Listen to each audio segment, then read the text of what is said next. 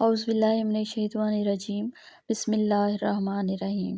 ناظرین، میری آج کی یہ ویڈیو مسجد نبوی صلی اللہ علیہ وآلہ وسلم میں ریاض الجنہ کیا ہے اور کہاں ہے، اور مسجد نبوی کا وہ متبرک ٹکڑا جو جنت سے لایا گیا تھا اس کے بارے میں یہ ویڈیو میں نے بنائی ہے، اور اس ٹکڑے کے قریب جو 8 ستون قائم کیے گئے ہیں ان ستونوں کی حقیقت کیا ہے اور وہ ستون کیوں قائم کیے گئے ہیں، اس کے بارے میں آپ کو اپنی اس ویڈیو میں بتاؤں گی۔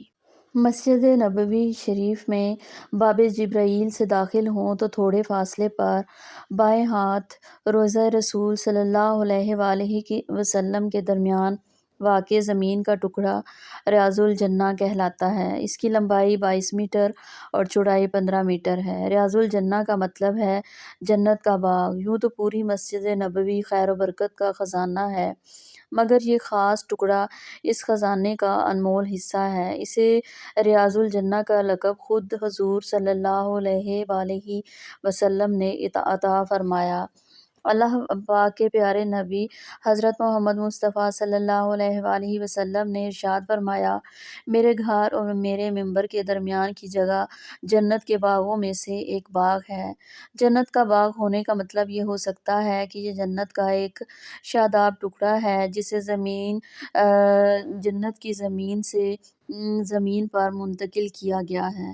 اسی طرح حضرت ابراہیم علیہ السلام کے لیے حجر اسود زمین پر منتقل کیا گیا تھا، یا پھر اس کا یہ معنی ہے کہ قیامت کے روز اسے یہاں سے اٹھا کر جنت میں پہنچا دیا جائے گا اور اس کا وہ حسن نمایاں کر دیا جائے گا جو اب ظاہر بین آنکھوں سے پوشیدہ ہے۔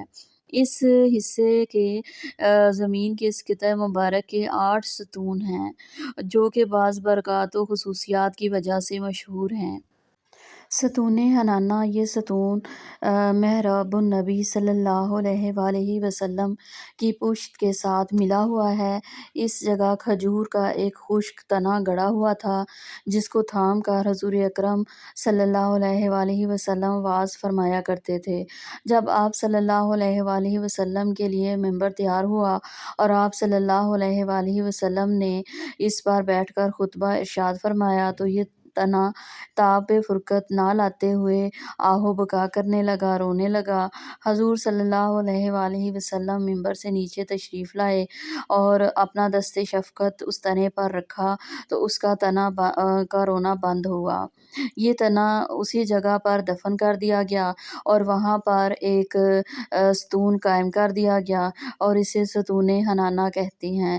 نبی پاک صلی اللہ علیہ وآلہ وسلم نے فرمایا کہ اگر اس تنے پر ہاتھ رکھ کر اس کو خاموش نہ کروایا جاتا تو قیامت تک اس تنے کی آہ و بکا اور رونا جاری رہتا۔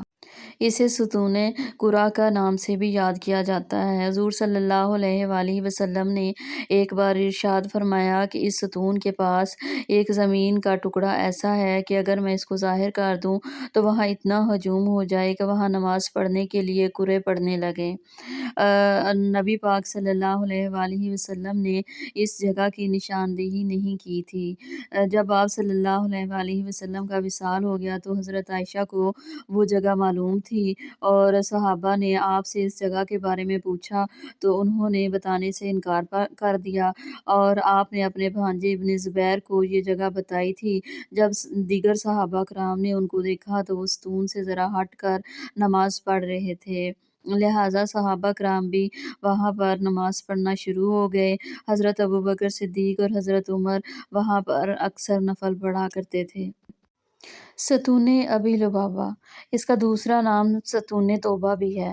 اس کے بارے میں یہ روایت ہے کہ جب مسلمان مکہ سے ہجرت کر کے مدینہ تشریف لے آئے تو یہاں پر پہلے سے یہودی آباد تھے۔ مسلمانوں نے ان یہودیوں کے ساتھ امن معاہدہ کر لیا، لیکن ان یہودیوں نے اس معاہدے کی خلاف ورزی کی جس پر اللہ اور اللہ کے رسول ناراض ہو گئے اور اللہ پاک نے حکم دیا کہ ان یہودیوں کو قتل کر دیا جائے۔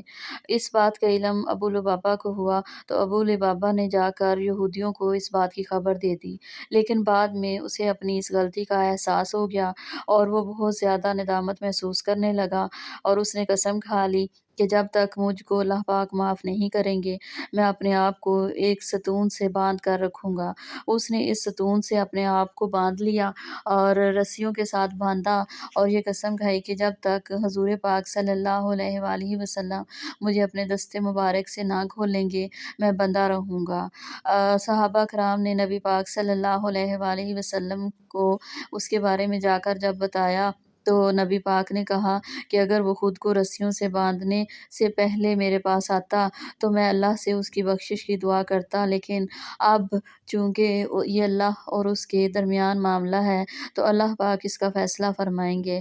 لہٰذا جب کافی دن اسی طرح گزرے تو ایک دن حضرت جبرائیل علیہ السلام حضرت محمد مصطفیٰ صلی اللہ علیہ وآلہ وسلم کے پاس آئے اور انہیں خبر دی کہ اللہ پاک نے آپ کے اس صحابی کو معاف فرما دیا ہے۔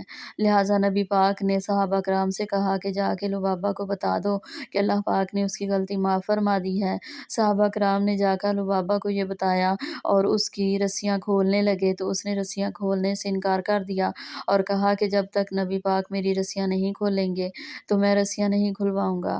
لہٰذا نبی پاک مسجد میں تشریف لے گئے اور نماز کے بعد لبابہ کی رسیاں کھول دیں اور اللہ تعالیٰ نے اس طرح اس کی غلطی معاف فرمائی اور نبی پاک صلی اللہ علیہ وآلہ وسلم نے تشریف لا کر ان کو اللہ پاک کے حکم کے مطابق رسیوں سے آزاد کر دیا۔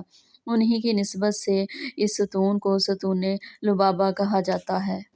ستون سریر، سریر چارپائی کو کہتے ہیں۔ حضور صلی اللہ علیہ وآلہ وسلم اعتکاف کے لیے مسجد میں قیام فرماتے تو اسی جگہ چارپائی بچھاتے، اسی نسبت سے اس ستون کو ستون سریر کہا جاتا ہے۔ ستون حرس یا ستون علی، حرس کا معنی پہرا، نگرانی یا حفاظت ہے۔ آیت حفاظت نازل ہونے سے پہلے اس جگہ صحابہ کرام کھڑے ہو کر حضور صلی اللہ علیہ وآلہ وسلم کا حفاظتی پہرا دیا کرتے تھے۔ حضرت علی نے بھی یہ خدمات انجام دیں، اس لیے بعض لوگ اس کو ستون علی بھی کہتے ہیں۔ یہ وہ مقام ہے جہاں باہر سے آنے والے وفود سے حضور صلی اللہ علیہ وآلہ وسلم ملاقات اور گفتگو فرمایا کرتے تھے، اسی نسبت سے اس ستون کو ستون وفود کہتے ہیں۔ ستون تہجد، نبی پاک صلی اللہ علیہ وآلہ وسلم اس جگہ پر تہجد کی نماز ادا فرمایا کرتے تھے۔ یہ جگہ اصحاب صفہ کے بالکل سامنے قبلہ کی سمت ہے۔ اور ستون جبرائیل، یہ وہ مقام ہے جہاں آپ صلی اللہ علیہ وآلہ وسلم کی حضرت جبرائیل علیہ السلام سے ملاقات ہوتی تھی۔ وصال سے قبل رمضان المبارک میں حضور صلی اللہ علیہ وآلہ وسلم نے جبرائیل علیہ السلام کے ساتھ قرآن کا دور بھی اسی جگہ فرمایا تھا۔ ریاض الجنہ میں ترکوں کی بنائی ہوئی ایک محراب ہے، اس پر محراب النبی صلی اللہ علیہ وآلہ وسلم لکھا ہے۔ اس کے متعلق مشہور ہے کہ یہاں کھڑے ہو کر حضور صلی اللہ علیہ وآلہ وسلم امامت فرماتے تھے، مگر یہ صحیح نہیں ہے۔ اس محراب کا دایاں ستون ہے جس کے اوپر لکھا ہے ھذا مصلی النبی صلی اللہ علیہ وآلہ وسلم۔ دراصل حضور صلی اللہ علیہ وآلہ وسلم کے امامت فرمانے کی جگہ یہی ہے۔ ریاض الجنہ کے دائیں کنارے پر ممبر ہے، یہ ممبر بھی ترکوں کا بنایا ہوا ہے۔ یہ ممبر اسی اصل جگہ پر ہے جہاں حضور اکرم صلی اللہ علیہ وآلہ وسلم کے زمانے میں آپ کا ممبر تھا۔